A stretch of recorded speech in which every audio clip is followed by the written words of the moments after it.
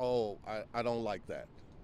I think I think we need to do more to get electric vehicles out, so and more charging stations so that people can you know use them more readily. That's what I think.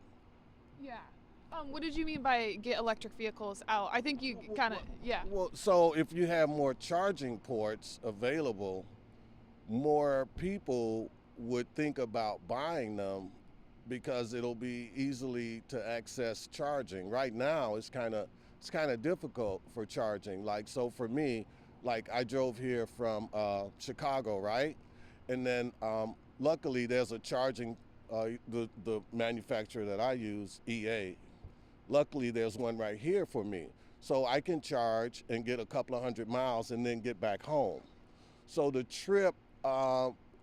trip is it's a little easier when you have more charging ports across your route.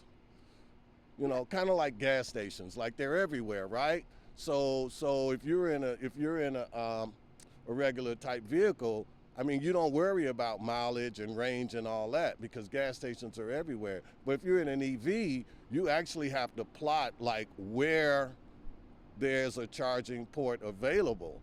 And then you got to be aware of how many miles you have left to even get to a charging port. So it's very challenging. But if we had more of them in more places, then they'd be more readily accessible. And then folks could, think about buying EVs. I'm lucky that I have a garage, so I have a home charger.